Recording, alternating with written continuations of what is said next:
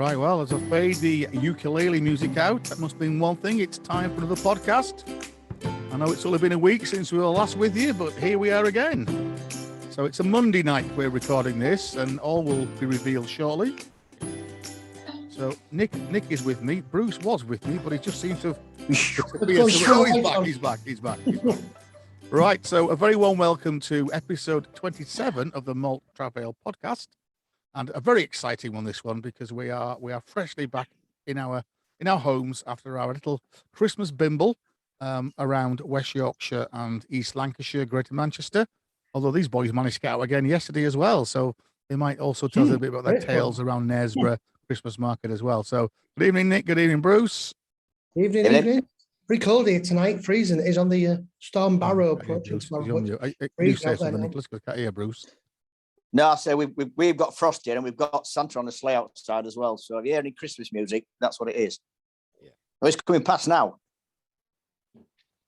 That Father Christmas. Yeah. Santa in his sleigh. Oh, very good. Good old Rotary Club. So might be knocking the door in a minute for some money. Get some money. Turn on lights off and pretend I'm not here. Go to the door, show us. Yeah. I'm sure there'll be some copyright infringement there somewhere. Well, we're well in the Christmas mood then. So as we mentioned in the last podcast, episode 26, we were planning to meet up on the first Saturday in December, which we duly did at a rather windswept Dewsbury at around 11:30.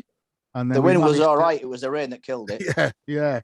And then we managed to have quite a good afternoon, didn't we, guys? It was quite busy, and unfortunately that did wreak havoc a little bit with our recordings. So we have a couple of recordings that we made live. So we're going to build those into this evening's podcast. And then for those on YouTube, with lots of pictures and a couple of little videos that will make you laugh, hopefully.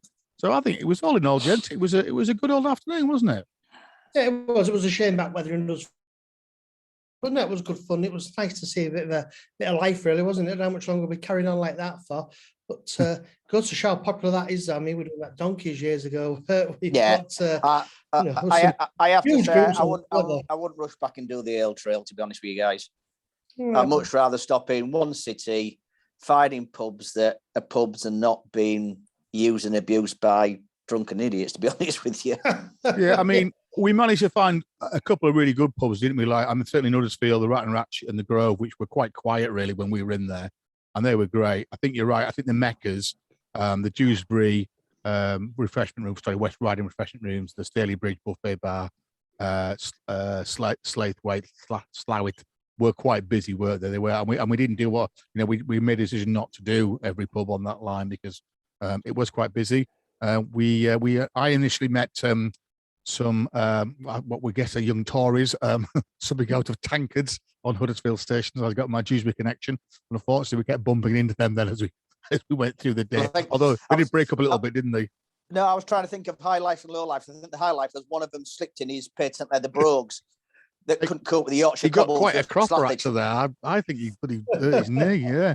So he did the ostrich splits. Put it that way. One leg one way, one leg the other way. And we just laughed. We're mainly going to focus on our little beer trip. So a little bit of beer news. I've just thought I'd throw these two. Actually, we'll hang over some of the week before. Actually, we mentioned in episode 26 it was a very busy week for beer news. So I don't know if you guys picked this up. That for the first time, I think in 20 odd years, just at the end of November, they had a trussing in ceremony at Theakston's. Wow! Because we mentioned we were talking about beer from the wood, weren't we? We obviously Sam Smiths do that, but for the first time in a long time, an apprentice cooper, because obviously Theakston still do a lot of their beer in wood, and I think for the first time in 20 years we had a trussing in ceremony, and that happens when a cooper passes their apprenticeship and becomes whatever the word is, a fully skilled journeyman. It says there, barrel maker. So I thought that was quite nice. So just again, we've talked a little bit about traditions. And all credit to that's impressive, that isn't it? 5 years. Yeah. Okay. And all credit to Theakston's for keeping that going. I think they're fortunate because one of the last coopers who was actually teaching, he was based at where's that spot up near Easingwall, Bruce? That retail park where the library is. Thorpe Arch. Yeah, near Weatherby, yeah. Whetherby, yeah, Thorpe Arch, and I think there was a guy who was a cooper up there, and he was teaching up there. So obviously, these Yorkshire breweries, they've got somebody who's nearly on the doorstep to pass the art on, which is essential, really, because I think they were down to maybe the last 3 or 4. So yeah, so Ewan Finlay is the new Theakston's. It says there, what's he called? He's called their staff cooper now. Although part of the ceremony involved in being rolled around the brewery in a purpose-built hogshead barrel, which is a 54-gallon cask, in front of an audience of colleagues, friends, and family. So yeah, was a barrel full of beer? It says in earlier times, the candidate would have been doused with like a stale beer and shavings. So anyway, great stuff. Well done, Ewan, and hopefully we'll be drinking some beers from the wood very shortly. And I just thought I'd throw this one in for Nick because we know Nick's kind of affinity to all things craft beer. So I noticed that Wainwright are doing a new billboard poster, I guess, which just says "crafted, not craft," and a nice bottle of Wainwright leaping out of some Lakeland fell there. So fairly short. Not hipsters like it. Yeah. So fairly short beer news, because let's get on with our beery highlights. So the beery highlights were revisiting somewhere that we talked about in episode 6, which was the TransPennine Real Ale Trail. I think personally, I've only been to one or two of these pubs probably in the last 10, 15 years. I know Nick and Bruce, you've kind of savvied around this line a little bit, haven't you? You've had a few trips out to Huddersfield Way and places. But it's probably, I don't know, must be getting on 15, 16, maybe longer than that, since we three of us all did this trip together. Not quite then. Yeah. So obviously we give it quite a lot of build up in episode 6, and we talked about the kind of the highs and lows of it. So anyway, whether the decision to do it in the start of December, in the middle of what was the last storm we had, Arwen, what it was called, that we've got a new one coming now, haven't we? Which we kind of hit the tail of, really. So the plan at least was, and Nick put quite a meticulous plan together, is that we were going to meet in Dewsbury. So we both kind of set off either side of the country. So I set off from the West Coast main line from Stoke via Manchester. Nick set off from Malton via York, and then met with Bruce at York, and then headed to Leeds, and then jumped on the Huddersfield line train. The plan was we'd meet around about 11:30 in Dewsbury, and we were either then going to spend some time in the market, because Dewsbury's got a very impressive outdoor market, or the plan was to head towards the Leggers, which is a pub down by the canal, which we mentioned in episode 6. And then either look for another couple of pubs in Dewsbury or head back to the West Riding refreshment rooms. We would then get on to Huddersfield, and Nick has suggested that we did the Rat and Ratchet, the Grove, the Sportsman, and the Magic Rock Tap. And then obviously there are also 2 bars actually on the station at Huddersfield, so we do one of those. Bruce then was quite keen, because I thought you'd been before, Bruce, to Slawit, or Slawit as it's called in the Slawit. I was pleased you went. Local vernacular. The plan there was to do the Swan, the commercial, and/or the shoulder of mutton. Bruce came up with some harebrained taxi escapade, Nick, didn't he, where we were jumping in a taxi for 36 minutes to delve into the depths of the York to Lancashire border. But I think we made a unanimous decision, said, no, we're not doing that. We were not sure about Marsden. Again, we mentioned Marsden quite a lot in episode 6. The Riverside Brewery Tap is certainly worth a visit. And we also like the Railway, which is just on the way down. And then the plan was then to get towards Stalybridge at around about kind of 5:30, 6 o'clock, have a couple of farewell beers, and then we'd both split and go back our various ways. So that was the plan. Didn't quite work out like that, but all will be revealed. So anyway, the first stop was Dewsbury, and we weren't too bad. I think I got there about 11:26. My trains were pretty much on time. Nick and Bruce, you were slightly delayed, weren't you? Were you delayed at Leeds? No, we set from York. But we get a banging 15 minutes late. We will get 25% refund of our single portion of journey, which we will duly be claiming. So that will pay for the first beers then in the refreshment room.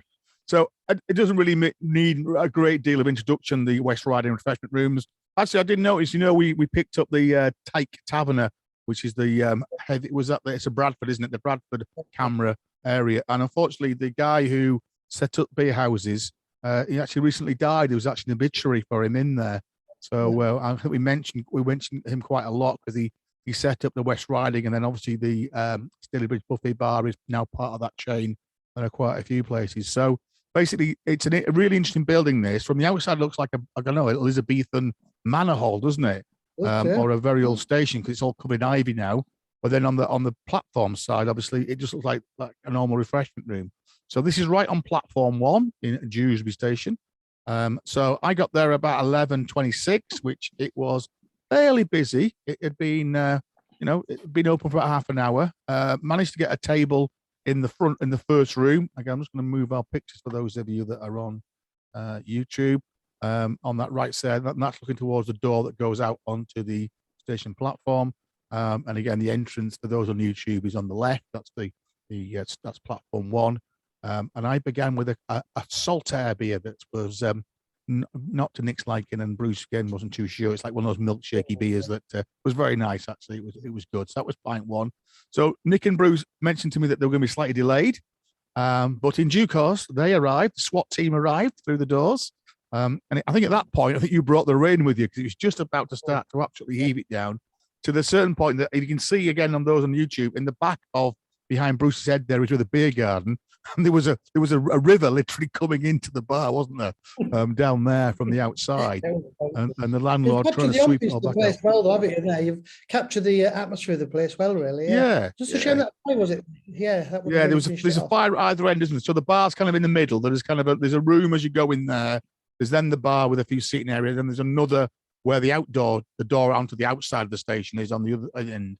In fact, we migrated towards that end because of the fire. Actually, I think we'd have been better staying where we were, to be honest with you. Yeah, it was quite nice, that end. And again, we mentioned already Bruce was concerned that we were occupying that block's space. It was sat reading his paper. To which I was trying to say to Bruce, but Bruce, Michael was here first, and all Bruce kept saying was, "What? Hey, you are." No, actually, he was there first. He gave us a table for 8. But it was a table for 8, and he was taking up quite most of it himself. And again, back to those on YouTube, if you look on the right-hand picture, that's where the toffs are. And the guy with his back to us has got his tankard. I don't know what Mr. Bowtie man, where his tankard went. So anyway, that was one slight downsides of the day, was meeting quite a few inebriated, various classes of people, I would say, because again, I think when we were at Slawit, we were trying to do some recording, and some started bagging on the side of the little shelter where we were. So there we go. What did you end up drinking in here? I'm going to say I should go and grab my notebook, really, shouldn't I? Because I've got it enough. I had Anarchy Brewery in Blonde Star. It was really, really nice. That's right. And I was on Mallison's Full House. And then we had half a landlord, which was really, really good. And we were sat by the window, and we could just see the rain coming and coming and coming. So we decided, you know what, we're not going to move anywhere. We will await the next train. Which we did. So we spent probably about an hour there in the end, didn't we? Just had a good yarn catching up. So in the end, we said, right, we'll just jump on the train to Huddersfield. And actually, I think, and then for those in the pictures there, we kind of just caught it about right, I think, in that there was a slight gap in the weather as we got the train. So right aside there is a train arriving at Dewsbury Station. Bruce said I had to take a picture of trains because it would attract more people to listen to the podcast and watch the YouTube channel. So that's one of their new TransPennine Italian jobs, isn't it, Bruce? Yes. Novas, they called them. Right. Well, the same as the LNM. So Nick's just consulting the beer manual that he kept on the day. But I think we've got it right. So Mike's first pint was a Saltaire Freestone. That don't know whether it was Freestone. It looked like it was Quarry Stone. Orange Stone. It was that was a cloudy. Bruce, you had the Anarchy Brewing, Blonde Star, and I the Mallinson's Full House, which I think was a good start to the day. And like you say, because the train was delayed by 8 minutes, we decided we could squeeze in a quick cheeky half of Taylor's Landlord, for which pint and a half was £5.95. So sounds about right for landlord, doesn't it? But otherwise, the beers weren't too bad in there. I think ranging around about the 350 mark in the refreshment rooms. And all on good form, really. Even the landlord wasn't bad. It was we all quite enjoyed the beers in there. So I say we left there after about just under an hour, and we managed we had about a 10-minute walk, I think. Not 10-minute wait, about an 8-minute wait while the train came in. I think that was slightly delayed again, wasn't it? So we managed to do a quick recording on the station. So I'm just going to play that now. So this was recorded live on Saturday. Right, well, here we are. We're on the Dewsbury station. We have just alighted from the West Riding refreshment rooms, and we are awaiting the train to Huddersfield. It's a very Greek and rather damp TransPennine today. We've just had a couple of 45 minutes or so in the West Riding, in the West Riding refreshment rooms. Great atmosphere in there. It's very warm, very fuggy. There's one fire which we kind of moved towards, and we've sampled. Tuna's sampled 4 or 5 different beers. It was on good form. It's pretty busy. Looks a bit quieter now. I think York Market and a few people on the trail. So we're just debating what we do in Huddersfield, because it's still selling it down at the moment. But so far, gents, good start to the little Christmas bimble trip. Beer's kept in great condition there, was it? I thought it was nice and cosy in there. It's a bit of a Christmassy vibe. Lots of obviously people out meeting from all around Yorkshire. Yeah, great. I enjoyed it. Fine Yorkshire drizzle. Mate, they're all in here because there's no other pubs in Dewsbury, is there?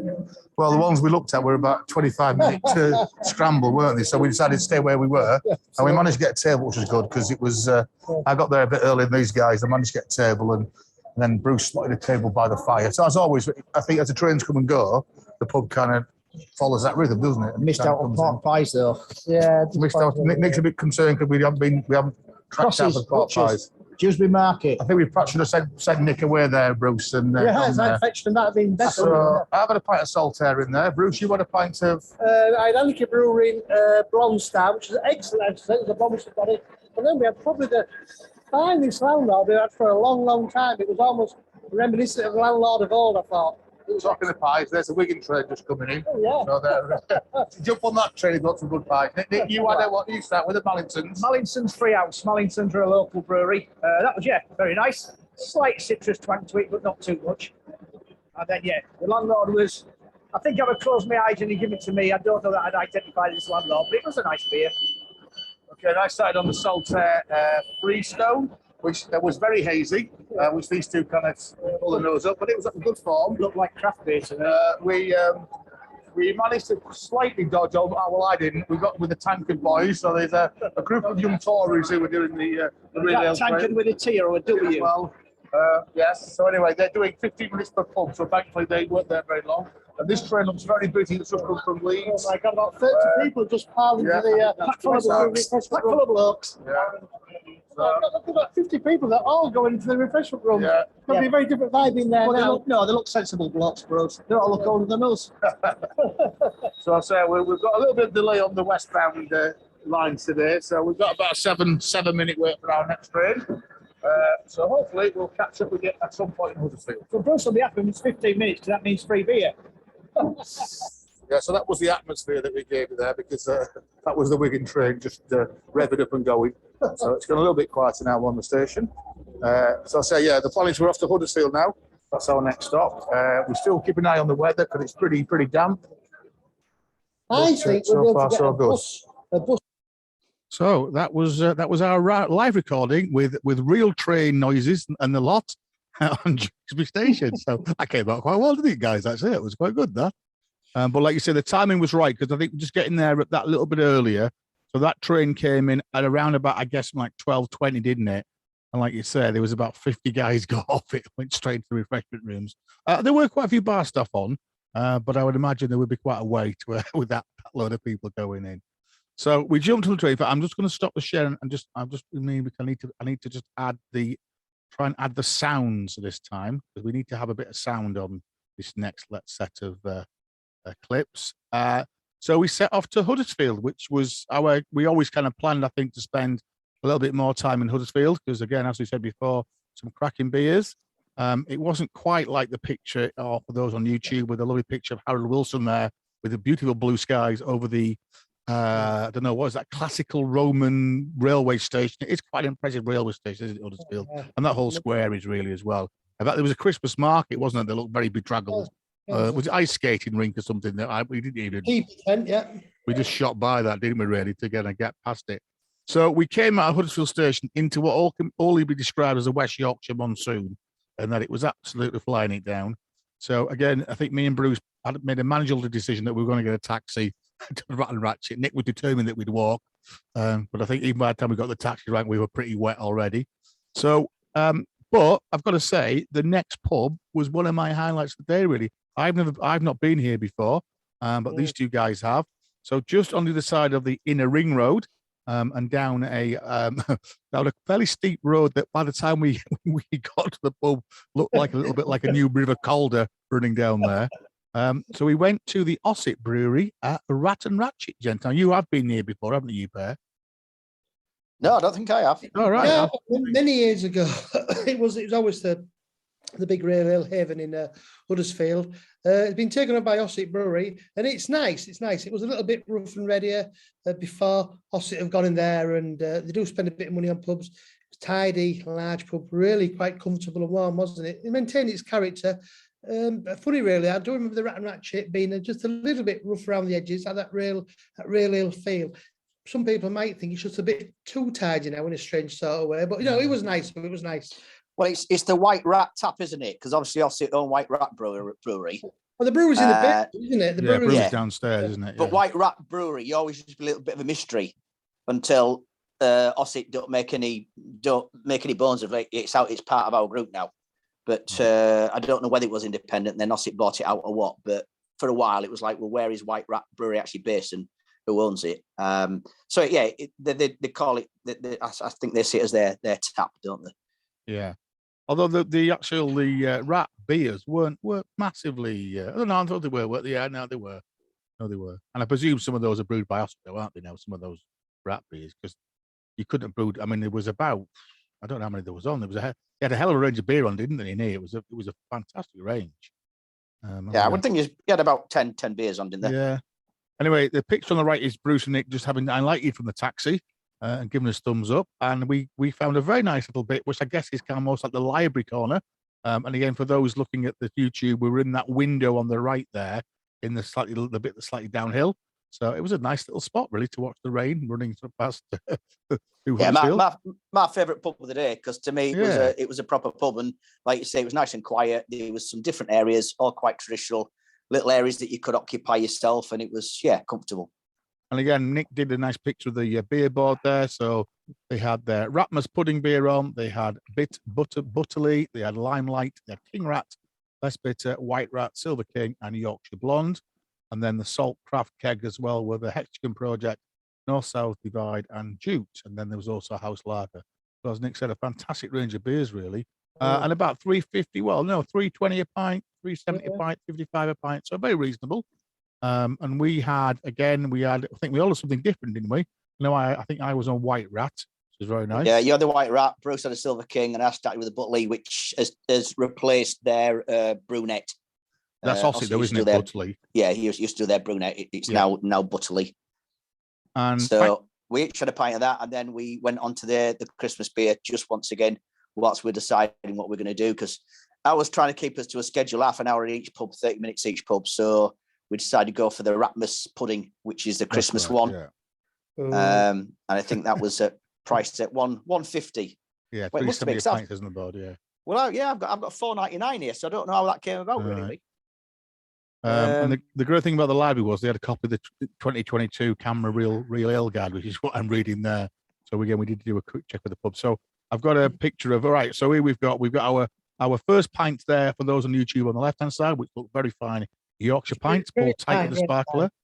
There's a picture of Nick there just making up. We've got the notes. She's making up the beer notes. Mentioned that our first time in a long, long time, we actually came across a camera, local magazine, the Taverner. In fact, a lot of the pubs had this in, didn't they?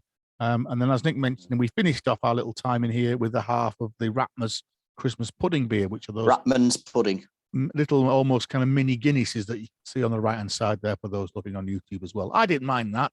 I think it had quite a cinemy initial hit, didn't he? And then it kind of, it kind of, I don't know, it grew on me, but I think Bruce, you quite liked it. Then it kind of, it got a bit overpowering towards the end, didn't it? Yeah. Well, it was thick, wasn't it? It was very viscous. Yeah, it was only about 5.2, wasn't it? 5.2%. It wasn't over. Yeah, 5.5, I think. Yeah. I can't remember whether me or Nick took this picture, but this is what, for those on YouTube, this is what we're staring out of that window. I know Nick's schedule had gone to pot a little bit now. I took it of the monument at the top of the hill. Oh, yeah. And if you watch the Yorkshire Vet, now they've moved to a practice just outside Huddersfield, I think it is. When they do the aerial drone shot, I think they show the monument there. So by now, it was absolutely slinging it down, wasn't it? It was horizontal. It was blowing a hoolie. As I say, that road outside the pub was running with water all the way across it.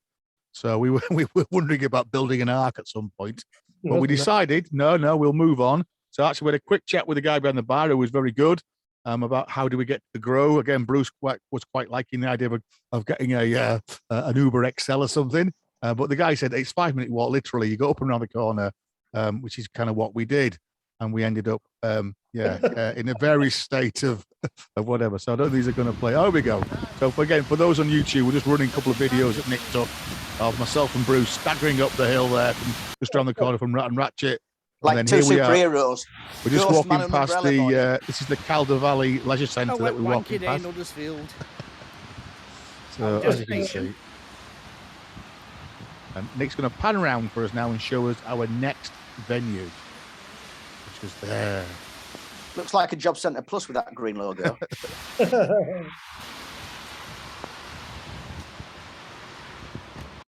So that was a trip and it was a 5-minute walk, slightly uphill, from the Rat and Ratchet, around the corner, past the centre to the Grove. Now, again, this is a pub. I don't think any of us have been in this one. Well, it's not fairly new, actually, because, again, the guy behind the bar said, we've been here for like 15 years and before that it was here. But it certainly is a pub that we haven't been to. It's slightly out of the kind of city town centre, but definitely well worth a visit. Certainly if you're into your beer, it was a great venue for us. So we walked in. It was fairly about half full, wasn't it? On a Saturday, it was about 2:00 by now. Again, fantastic range of cask beers. So 1, 2, 3, 4, 5, 6, 7, 8, 9, 10, 11, 12, 13 cask beers on, and then I think we counted 20 kegs on. They had more keg on, yeah. Yeah, so a fantastic range of beers, and again, Big place, wasn't it? It was a big place, not traditional, but inside. Very strange. But you could certainly absorb a lot of people in there. As you say, Pub we'd ever seen anywhere, I think, wasn't it? 390. Yeah. And again, a real eclectic, really. Again, if you're looking on YouTube, that's the main bar on the right-hand side there, and it's got scaffolding poles and neon lighting. And actually, we sat round the back where there's kind of a taxidermy room. So again, it's quite nice, like a conservatory, wasn't it? With a little peak there, and we got on the very nice red leather sofas there. And as you can see, we were sampling a fair few beers. Me and Bruce went on the halves to get more in. Nick took to his Yorkshire pints. And as you can see there, just glimpsed through the window there was a very nice beer garden as well, which unfortunately was slowly sinking underwater. So we stayed there. But again, we had another good, probably about 45 minutes to an hour in there. Nice guys behind the bar. Again, this chap there said he'd take a picture for us. That was really good as well. And again, we managed to do another recording. So while we're in there, so this one's a little bit longer. So I'll just play you down the recording that we made. And this was in the Grove, Huddersfield. That umbrella one was good though, was it, Rose? The brolly was a bit of a nightmare, but the cake worked well on it. We got some smiling glances from people in cars. Yeah, well, that's should have had him on. Oh, that crossing should have. You two shot across that crossing. Care of the community. And then that was it, yeah. Right, so we're in the Grove now in Huddersfield. Some very, very nice beers. Bruce, what are you drinking? I'm drinking, I chose 2 halves of the pack. We've got Vocation bread and butter, which is absolutely delicious. And a Wild Eye. Which brewery is it? Wild Eye, which brewery? Wild Eye, wasn't it? Yeah. But it was very I need to look at the very extensive blackboard. So it's a motherly word, Jim, and no public apparently knows it. But it's pretty quirky, actually. They've got a lot of stuffed animals. Wildcraft Wild Eye, Rose. Wildcraft Wild Eye. Craft beer, Nicholas. Is that allowed on the... No, Wildcraft is the name of the brewery, so we'll forgive them that. It's clear. It looks like proper beer. How would you describe this place? I mean, they've tried the second-hand furniture warehouse and come with loads of red dye, the button sofas. It's got a really good vibe. In the modern back extension. Yeah. But there's church pews. We're on red leather settee. It's that pub where you can find where you feel comfortable, don't you, really? Staff are very, very friendly. Don't take themselves too seriously, which shows great. Yeah. Massive choice of beers and a fantastic pricing. I think possibly the cheapest pint of Jaipur I've ever seen in my life. £3.90 for a pint. That's pretty amazing for Jaipur. And on a nice day, a nice outside drinking area as well. On a nice day, which is not today, because I'm still boiling it down. We've just come from the Rat and Ratchet where there was biblical water running down the. I wanted to get a taxi. hill. Yeah. You're from Midlands now. That was normal rain. Bruce was getting quite concerned. Drizzle. So I'm on Brass Castle Snow Eater. Snow Eater, which is very nice, and then a marble. You can tell it's me that's keeping the book and keeping the tab and as a well. marble pint, which is very nice. And Nick's on the pint. We've got the Castle house. Snowflake and marble pint, which is easily described. And I'm on a pint of vocation bread and butter, which it's different brews. It's not citrusy. Yeah, it's not citrusy. It's insane. It's almost almost a very ripe fruit bowl overtone there, isn't there? Yeah. It's not your It's sideways. dry as well. It is dry as well. Yeah, Dry finish to it. that's quite strong, that, isn't it? Yeah, definitely a unique taste. That one. What keg beer wise? They must be Well, I'm even more okay. 2, 4, 6. Oh God, there must be 20 keg beers. Of the Yeah. 27 cakes and about 27 a kegs dozen casks. and 12 I call them craft cake. craft keg. Yeah. So yes, very nice. So this is the pub that we talked about in episode 6 that we hadn't actually been in since it got been done for 15 years apparently, but that tells you how long we've been drinking out here. So yeah, Don't really it's impressed with it. taxidermy. Yeah, and we were. His eyes looking at you all over, We've got some things above us that are staring down us. but not beery And weirdy. it's steady in it for Saturday. It's kind of 50% full, I should It's think. ticking over. It's ticking over. Yeah. So all good. So yes, Rat Ratchet was quite nice, wasn't Rat and it? Ratchet was nice. We got a taxi actually because it was still very, very wet. So again, we all sampled a range of beers in there. I had the White Rat. Nick, you had the Butterly, Which and is the Silver King, King. Yeah. And we finished with the Christmassy beer there, Ratmas beer, which was a bit split between us, wasn't it? I quite liked it as a spicy stout. Nick, you were okay with it, but you wouldn't probably want to have Yeah, another well, I one. tried their Snow Rat in my local Royal Oak in Old Malton the other day. It was a golden beer. It looked tremendous, but it just had that spicy taste to it. It wasn't quite right. Now, when a beer's darker, whether it's a porter or a stout, if it's got a little bit of spice to it, then it's better because it's a bit more of a darker beer, one-off. You wouldn't want more than one pint of it anytime anyway. It's a bit like mulled wine. I mean, initially it was gently licoricey, and I really liked it. Then it overwhelmed a bit. I think Really. the spices came through quite a bit, the It Christmas did, spices. yeah, I think you're right. It was up on Christmas beer, innit? You'll get that cinnamon and that clove. Clove, yeah. I just noticed these glasses. We're on me and Bruce are on halds. Well, we're Yeah, on the nice pint, but glasses. halds. They look And bigger. They look quite bigger. nice, than yeah, they're really nice. And obviously they're Grove glasses as well, Grove and printed. Very nice. I think you've got they're giving you a vocation glass, haven't they? They do look bigger than half pint. Well, the half pint measure we look on it is about a fifth of the way down, and he did take it as he'd poured over that. It's So a generous hat. Top tip then. yeah. A generous hat. Come and have 2 halves of the same beer, you probably get more. Although Nicholas in the previous pub, you moaned that you thought that you get charged more for halves. So No, it's a general rule in the pub. If you buy 2 halves, it's going to cost you Costs more more than than a a pint. pint, yeah. Because that's how they split it down the till. Rat and Ratchet was interesting, wasn't it? I mean, I was the last Rat and Ratchet about 15 years ago, and it was a bit of a real local earthy pub. I don't know what sort of it. It's been Ossety Brewery-fied. I mean, my local's an Ossety Brewery pub.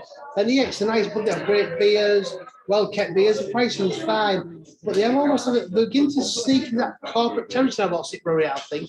All the pubs have this distinct, they feel like they're being made that over. strip back kind of thing, And, and there's almost they're warm the company, but somehow they seem to lack a bit of soul. I mean- I don't like the beer. I like what they're doing. They keep the pubs alive. It's a very narrow line between producing an environment that can be easily maintained brews and making it unique and cozy and nice and warm and hospitable. I mean, we're looking. We're sat here, aren't we? We're looking now around the room where we're. We've got a cross on the wall over there, a Catholic cross. We've got, I think, there's some taxidermy above us. We've got the skin of a muskrat, something over there with a musket above it. We've got some the Old Vic. We've just walked past the Old Vic. We've got John Cooper Clarke, a gig poster, and the felt at the Lyceum, and the Thor and the Dance Society. We've got another cupboard full of stuffed animals over there. We're on red leather sofas. That there is a punt gun. Punt gun, yeah, they're shooting the ducks. Wow, now, that's yeah. punt with a P. I know it's not big enough for No, it is because they used to put them on the front of the punt and shoot the No, ducks. no, that's They used not. to The drift barrel's too narrow quietly though and for that. silently Yeah, you're right. into Absolutely. a You're ring right, bed. yeah. And then obviously we've got the keg backwood over there, so it's all good. Yeah. I think he makes a good point. I think I've not thought about, but you do make a very good point there that when you take over a pub, it can be, the Rat and Ratchet was Huddersfield's most popular real ale pub, and somehow it felt earthy. And it reminded me very much when I went before of the Henry Boone's. We went to Wakefield a couple of weeks ago, and that was just oozing character. And yeah, so it's a difficult one, really. We don't see these pubs go. Fine line to it, yeah. But I think you're right, and I think with Ossett, it's all but the Aussie pubs are just beginning to become a little bit, although I like them, they're beginning to a little bit corporate look about them. In fact, I dare say I could walk to a pub now and I could tell you straight away if it's an Aussie pub. It's my definition of utility again, Bruce. And I say utility as in easily maintained. Yeah. You know, because if you've got wooden bare floors, it's a lot easier to clean and sweep and mop than if you've got a carpet on the floor. And all your fixing and fitting as well, all your seating and stuff like that, you know, in terms of keeping the presentation, it's a lot cheaper. And then when you clean your stuff, charging you 15, 20 quid an hour. No, you're right. That's what it can come down to like. So it's a very fine balance of making it unique, a lovely, snug, warm, lovely place where you want to just kick back and relax, or a pub that basically you can get a lot of people through and it's still looking, you know, in decent knickers with, and people aren't turning around because it's got shabby, it's got bloody smell, it's got horrible. No, that's right. I think you're a good point. After that bread and butter beer, the more I drink, the bigger the kick in the throat. What is that? It's extraordinary. It's dry. It's dry aftertaste. Yeah. Hot, wasn't it? Yeah, absolutely. Yeah. But no, but the thing I've said is the Grove is it's a modern reworking. They've tried to fit the full character. Staff are great. Staff are absolutely fantastic. Huge choice of beers. Keenly priced. I would definitely. I can see it's great fun because you've got so many different areas. You have, absolutely. No matter what clientele you you've like got, doing that, what you want to do, whether you want to meet with friends, whether you want to have a quiet beer with your missus, it's got those areas for you, which is great. So Nick's nearly drained his pint, so we need to be thinking about what we're going to do next, really. So Pie. we've it's 2:30, so we probably need to be moving on. So we're heading back towards town centre. Sportsman, I think. Sportsman. Market. Yeah, Pie. by town centre. Yeah. Or are we going to? Sportsman and then maybe Magic Rock. I think we're going to get on the train and go a bit further west. Yeah. Okay. Let me look at your schedule. Okay, so yeah, that was the Grove. So yeah, we quite like that. As we said there, it was there's a bit of a corner for everybody. I think we quite enjoyed our red leather sofas, didn't we, there, gents? It was very nice. Yeah, absolutely. And I've got to say the beer was on top form as well. So the plan, as you heard there, was we needed some kind of food. So and here started the next story. So we wandered back into the city town centre. It was still absolutely hoying it down now. So we kind of worked out the market was probably going to be on its last dregs. So can I just say, as part of my pre-research, I'd already looked into Huddersfield and found out there's no traditional butchers there anymore. If you put in pie shops in Huddersfield, you don't come up with anything.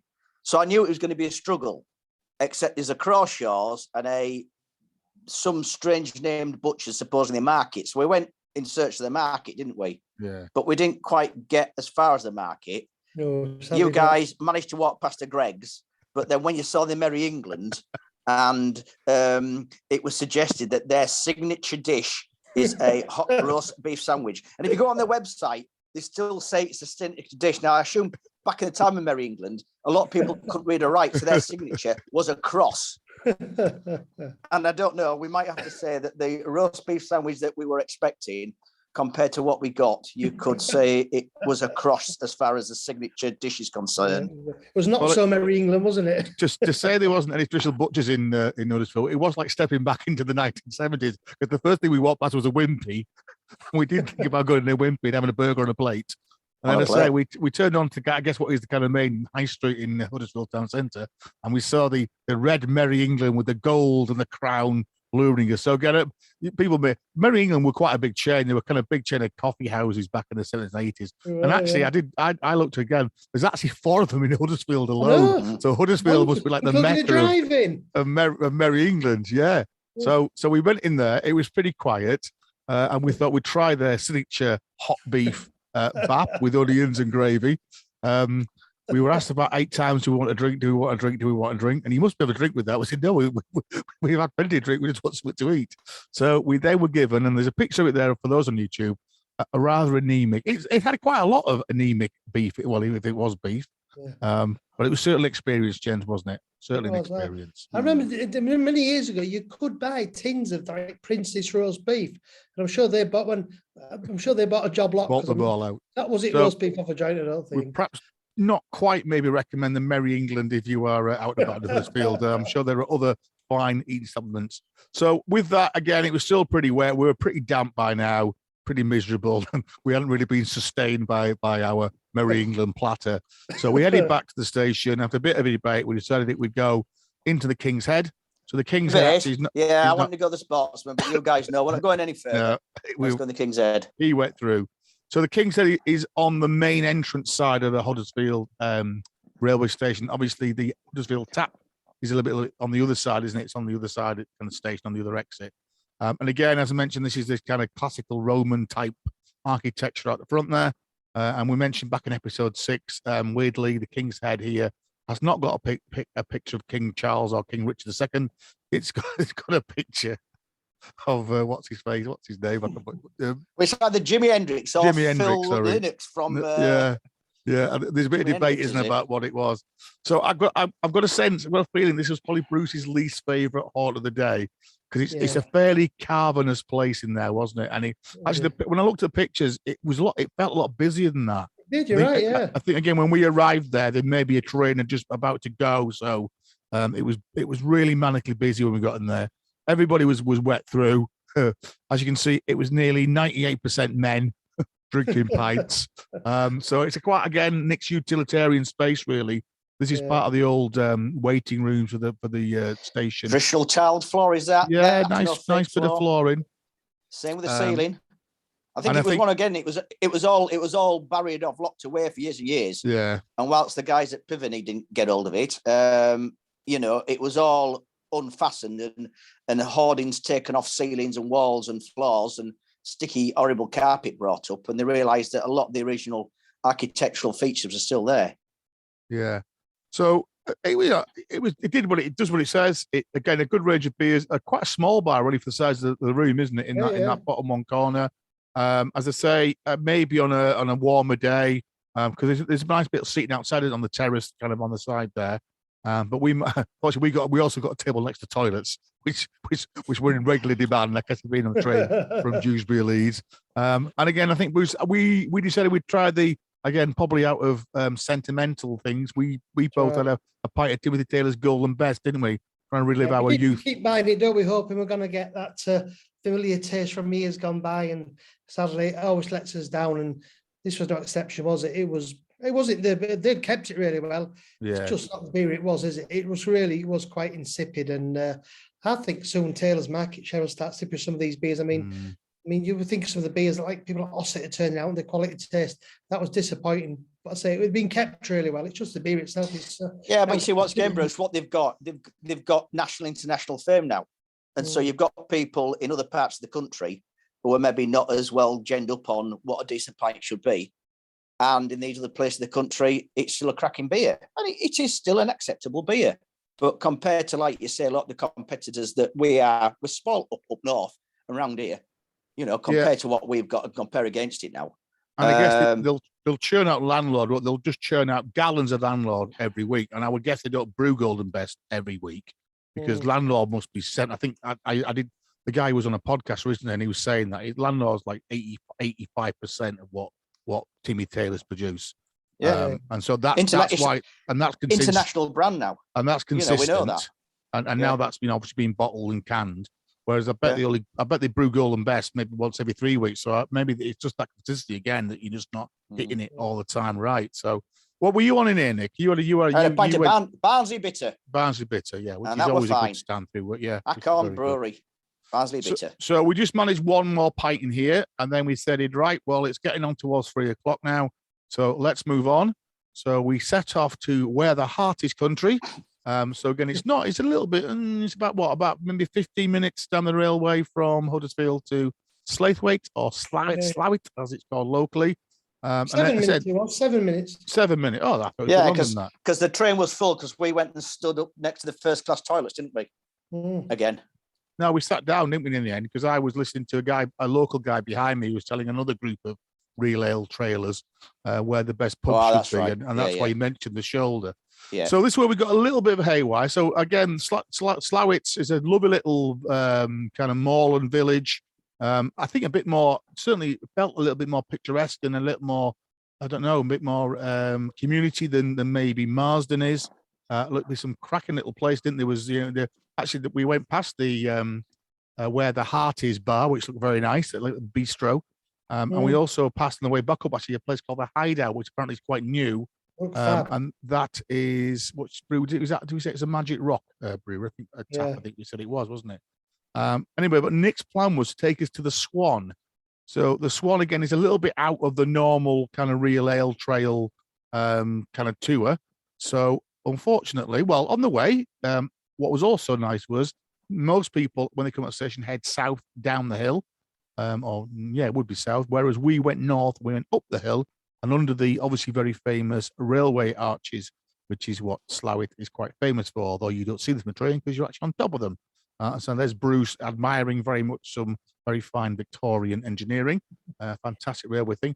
But I'd say, unfortunately, when we got round that corner, the Swan was all boarded up. And again, I did look on and it's to say it's permanently closed. So it was a little bit of a wasted journey, but actually it wasn't nice because we got a nice little stretch of legs, didn't we? We walked down some very nice little. There were still some beer barrels outside. I'm surprised they hadn't been nicked. The fact that it's closed permanently. Yeah.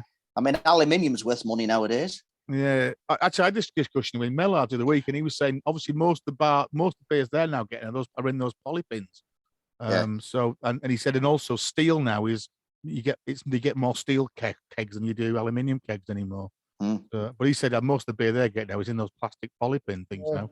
So anyway, people don't want to nick them because they can't use them for to put beer in. The two pubs on the kind of network, if you like, are very close to each other, actually, kind of at the crossroads of kind of, I guess, what the high street is in Slawit. And we walked past a commercial which was full of elves at this point, wasn't it? It looked very busy. So we thought we might just give the elves, and actually the Tankard Boys were in there as well. So we actually ended up getting into the Shoulder of Mutton, which again was a very nice little pub, wasn't it? It was quite small, I mean, it's nice, but it's a bit quieter. It was pretty full, although me and Bruce managed to squeeze in and get a table. Nick had to stand, unfortunately. Yeah, because because I must point out at this point, I was given the kit at the beginning of the day, which meant that obviously every place we went to, I had to go and stand at the bar. You're the youngest, Nick. Surrounded by folks coughing over me. Whilst these two, did all they had to do, pop to the loo, go and sit by the fire, take the coats off. We're pre-diabetic old people, so we need to be looked after. Get relaxed, get settled in, and wait for me like Bruce even got his coat off there. Look at it in the shoulder. Come and serve you. So what was the beer choice there, Nicholas? So the Shoulder Mutton, cracking little pub. What was the beer? Getting good. It had a fairly good range, didn't it? Bradfield on, didn't there? It was three Bradfield Blonde, didn't we? 3 Bradfield Blondes. Yeah. Which was very nice. It was. So we had a pint in there, and then we wandered back up. But it's a bit of a walk up the hill there, back up towards the station, which is on kind of top of the hill there, top of the valley. And say on the way we passed the Hideout, which again is somewhere we probably should have called in really. Yeah, quite a small micro bar. But anyway, we got back on the train. I think that one's owned by the guys of the commercial, isn't it? Yeah, I think so. Yeah, about the same. The commercial again is almost opposite the road from the Shoulder, and it was fairly full. And again, the timing was quite good because we walked out of the Shoulder, a group of elves were about to walk into the Shoulder. So again, we headed upstairs. Again, we had about a 15-minute wait for the next train.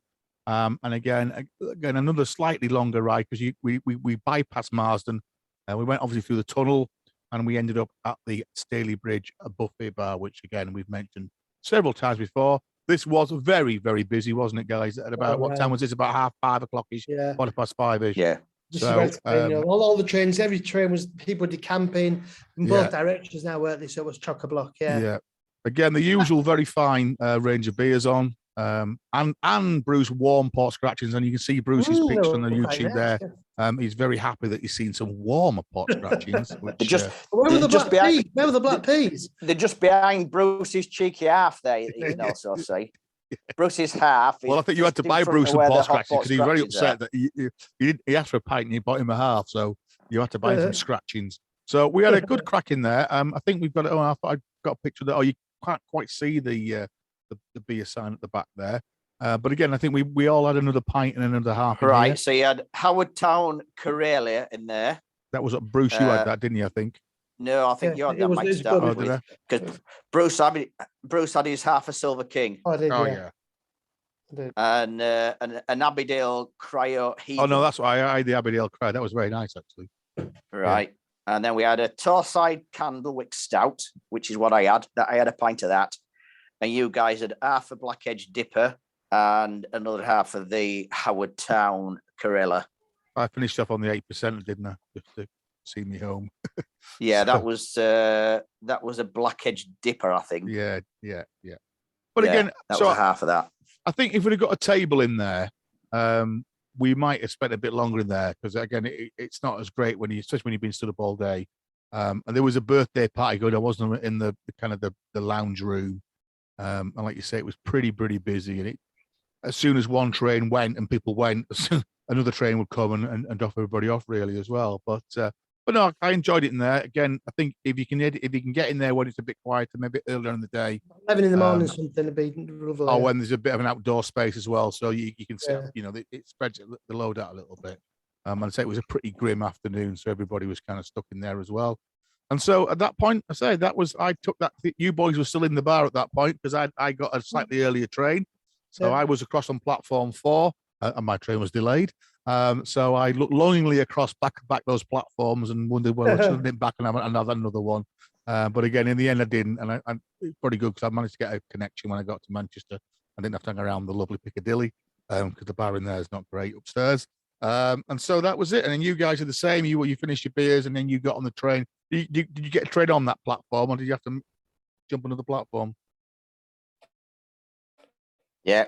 No, that platform. Yeah. And we were going to have one of the York Tap when we eventually got back to York, but York Station was insane, wasn't it, Nick? There were just really thousands busy. of people at the Christmas markets, Yeah. lots of drunk people. It was bonkers for like 8 o'clock on Saturday night. And there was even a queue to get the York Tap. And my so, train was sat waiting, so Right, jumped on that train. one. Yeah. I have to say that I'd do the trip again, but if I did it again, I'd go on a Friday because the gangs of people. Go in the week. Yeah. You can have a great day out. I'd go to Mosley, I'd go to Greenbridge next time. Maybe get up earlier, try and have a couple of Manchester. I've got to say, they were mainly well ordered, weren't they? We didn't see anybody pissing in people's gardens or fighting or whatever. They were just loud and noisy, weren't they? And not wearing masks most of the time, there wasn't much singing. I mean, they were okay. It was all right, wasn't it? It's just that, when you see like 20 blokes get off a train, you just know, and you're gonna have to hang around in a bar. So, I think you're right, Bruce. Probably in the week as well. Now, again, I think certainly me and Bruce me and Nick managed another one. Did you end up with the Fox, Bruce, on Saturday night, or did you go home? I went home. You were good. Well, you were going out again on Sunday though, weren't you? So, I thought I'd better use my VIP ticket at Titanic. So, thankfully for me, as you get off the train in Stoke, there is a Titanic bod bar. So I went in there and I get my £1 off every week. So I had a very nice pint of Titanic iceberg. It was quite quiet actually. Then actually a few people I knew had been to Manchester, the markets, and just said it was a nightmare because it was so wet. Everybody, you think of those wooden huts, bars in the middle of outside Manchester Town Hall, just absolutely rammed with people trying to get out of the rain. So there'll be a COVID spread probably this week. And then I jumped on the bus because by this time again Stoke was starting to flood. So I jumped on the bus, went up to Newcastle, and I thought, you know what, I'm going to go back to Mellard's, my local, and I just popped in there for a pint and then got home. And Nick, so you did the same. Y'all have done double figures then? I think I hit 10. I think, yeah. Yeah, because I think we've done 8 during our out and about. So yeah, I jumped off the train because we were a bit earlier than expected. So got to the Cross Keys about 9:15. I had a lovely pint of Abbeydale Deception in there. I think you texted me saying, what should I have? And I should have the Abbeydale. Last time I was in there. Oh, no, I asked you where I should go, whether I should go Brass that's right, yeah. New Malton. I said Cross Keys. Or walk up to Old Malton Royal Oak. Yeah. And out of the lot, Cross Keys. Very sad to see. It was so quiet in there, 9:15 on a Saturday night. So if anybody's going to Malton and you're looking for real ale, they don't have a massive selection on, because once again, I had a quick chat with lad behind bar. It was only his 4th shift. They have 6 or 7 ampoules on there, but they're probably doing right. They're only keeping a couple of beers on at the time because they're just not getting through it. But I must say the Abbeydale Deception that I had was top form. It was lovely. Nice light beer. Last time I was in Malton, I had that in there. It was very good. And I was going to try and do double figures, but then I thought, no, I'll head off home. So actually, I felt all right. I think we were quite sensible. We had a pint and a half in most pubs. Yeah. So I felt pretty good actually. I think once I've had something to eat at about 3 o'clock, I could have probably stayed on a bit longer actually back in Newcastle, but I went home. And then Bruce, you managed to get. I know Bruce and Nick both ended up in Knaresborough on the Sunday. You mentioned that it was the Knaresborough Christmas market with fireworks. Yes. So unfortunately, the commercial wasn't open, Bruce. So you may do with the cross keys and the That was a big Wetherspoons. loss because that's part of the day. I mean, I've been going there for over 20 years now to Christmas market and fireworks, and obviously had to miss it last year. But the highlight more than fireworks to me is they actually light all the fires in the commercial because they know the rooms are going to be used. That huge back room has, you've got one room with 2 fires in one room, 4 fires in total in that pub. Amazing. But there was a skip at the back of it, some building work going on. Right. So it looks as though he's looking to get it reopened, not abandon it like he has Marcus at Granby. So I know he's got 40 couples in training, we've been told, which will open about just under 50% of the closed pubs. So that's one of them. But yeah, It looks big enough. It looks big enough to have rooms. That place upstairs, is it, Bruce? Yeah, it's not on the hotel. There hasn't been accommodation, but there might be obviously another revenue stream, isn't there? You know. Well, that's where you make your money. Well, no, You know. He'll do what he wants to do. And then you lot ended up in Wetherspoons drinking more Rossett beers on Sunday night. We did have to say. I mean, yeah, we. Well, I've got the bear carriages early on when it starts chucking down in their sort of out beer garden, but slightly covered up. That was quite fun. Did go to Cross Keys and had a couple of excellent pints of Silver King. It's probably the best kept Ossett beer anywhere. The Cross Keys in Knaresborough. It's did a fantastic job there because that's close to the castle where the fireworks were from, so it's heaving, full of atmosphere. But we have to say the Wetherspoons are astonishing. I mean, I'm not over Wetherspoons. That one in Knaresborough, it's running like clockwork at the minute. It was spotlessly clean. There were no plates on the tables that get everywhere. The floor was nothing on the floor. The tables were sticky. It's clean. It's modern. It's nice. There were 14 real ales on. Staff were great. And I have to say the beer was incredibly well kept, wasn't it, Nick? For $1.49 a pint, Bruce, can't go wrong, can you? Can't with the 50 off vouchers, didn't we? I'd gone previously, my second visit with Nick Jackie. I'd gone earlier, and I've been desperately trying to get me 99p pint and 99p bells. And in my last 2 attempts, I've not been able to find it. So I've still got a lot of those 50p vouchers left. So me too. I think I need to share them with you guys because I don't get as Wetherspoons as much as you guys do. When are they going to expire? Well, mine says March 22 anyway on the year. Yeah, he's putting another year on him. And he's put another year on him anyway. In one of his either this Times magazine or time before, he said, "I'm honouring them." So my 2021 February 2021, he says they'll be valid until February 2022. So my Feb 2022 ones will be valid to Feb 2023. So, Right, but I think a lot of people have actually thrown them away. Yeah. So as I say, the staff, it's such small print. The staff don't seem to study the voucher too much anyway. And I say, I actually took a photograph of the page of the magazine on my iPad. So I've always got my iPad with me. So if a member of staff does query it being out of date, I'm going to say, look, your head honcho says they're still valid, like so. But no, it makes for a cheap night out, doesn't it, Bruce, when you're using those? So you see, as always, every episode, we didn't actually visit any Wetherspoons on the trip, but we always get Wetherspoons in towards the end of it. And as yet, we've not mentioned. Oh no, we have mentioned Sam Smith's because obviously commercial in Knaresborough, the Sam Smith's pub. So very good. I'd say that Wetherspoons Knaresborough was definitely, without a shadow of a doubt, by a country mile, the best Wetherspoons I've been to all year. It was being run perfectly, and say 14 real ales on it, and they were kept really well, weren't they, Nick? Yeah. So I had what did I have? I had a pint of Roosters YPA. What else did I have? Yeah, quite a few nice Yorkshire beers. And what you got me a Daleside, didn't you? Yeah, now drinking the White Rat. Christmas one, White Rat. And I have to say, I hate to say it, but even the Patty Green King IPA, the 99p Patty Green King IPA, even that was really quite nice. Yeah.